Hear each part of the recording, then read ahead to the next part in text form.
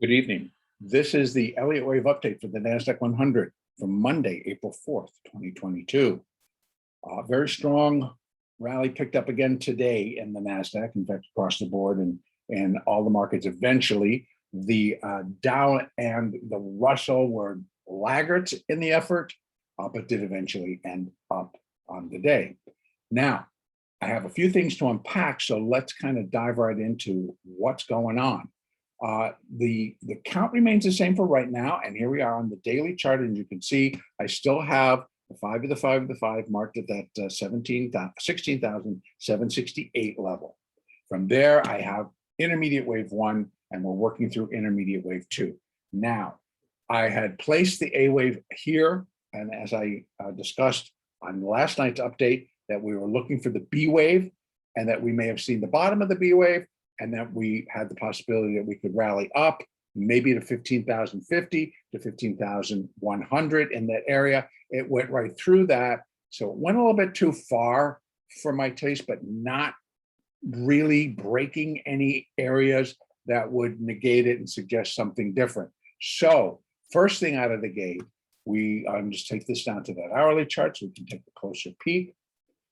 First thing out of the gate is that I've marked it as the B wave.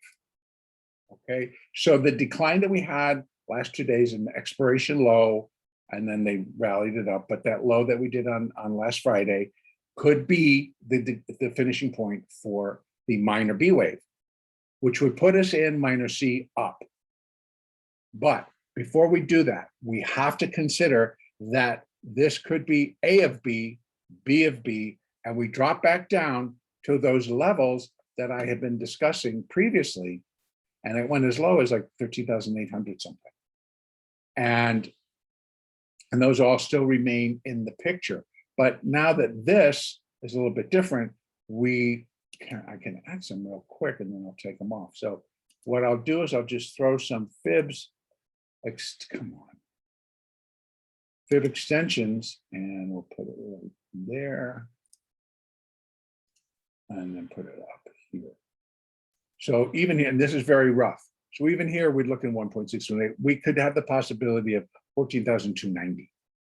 But we have additional, all this support. We have 100% of 14,630, et cetera, coming down. So that potential could be, then this would be A of B, B of B, C of B, and that minor B wave would be moved down to ever bottom. That's one possibility for tomorrow. Continued buying and a break above 15,268 or 269 does suggest the following.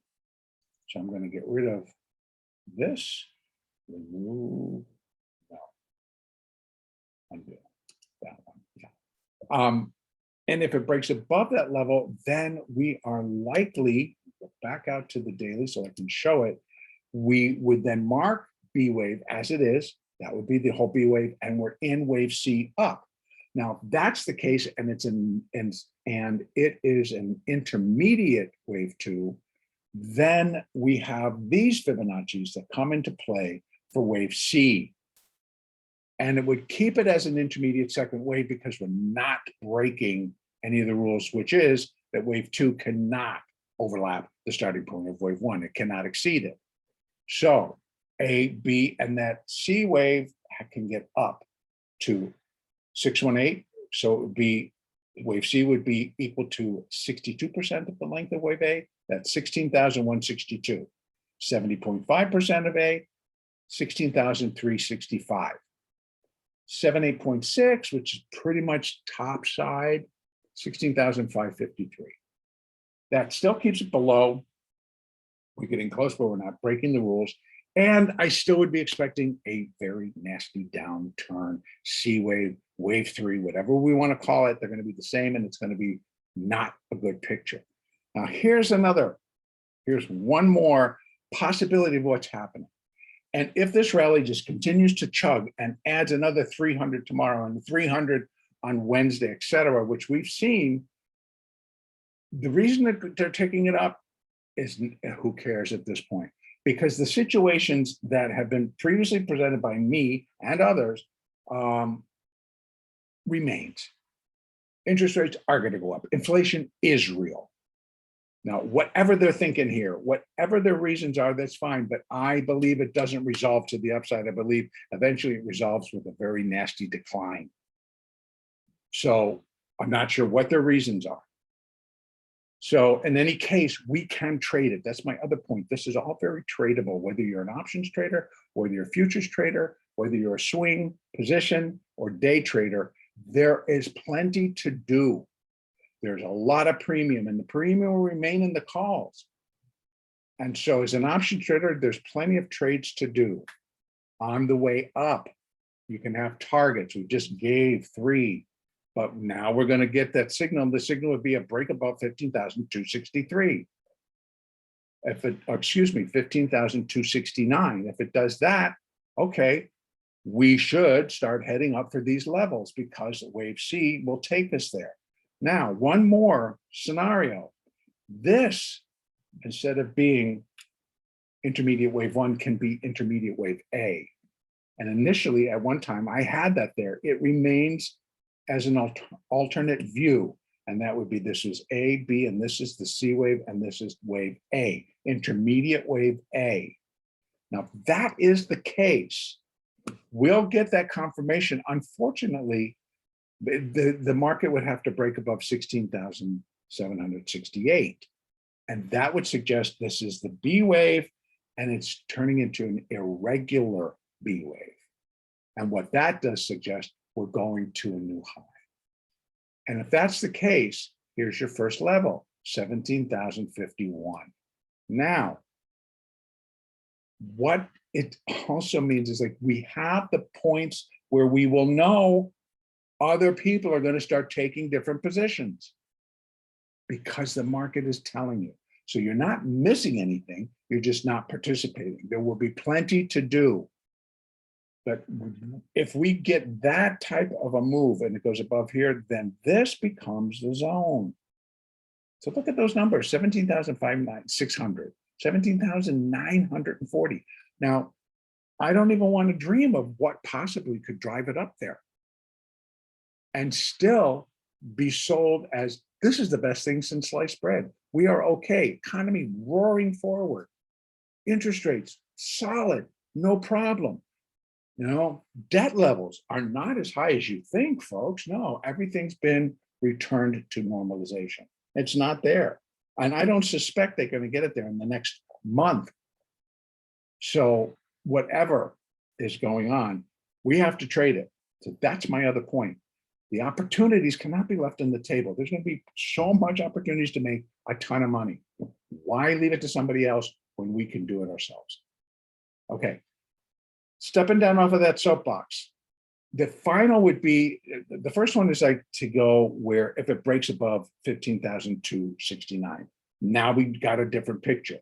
If it stays below, we have a picture where, okay, if that's going to be the high and they turn it lower, then we're into that C wave down. So it's A of B, B of B, C of B. We're still an intense rally to come in the form of a C wave, larger C wave. So we're still likely going to be heading above 15,262, 63, 69, whatever that number is, excuse me. We will still be going above that. But if we do it tomorrow, then this becomes the B wave, the entire B wave. And we're into wave C, which will turn into 5 waves. We need to count 5 waves up. And we have limitations. And we're looking at the first limitation will be at 618. And that comes in at 16,162. Then the zone actually takes us up to 16,553 because we have in the middle of it 16,365. So that's the zone I'm looking.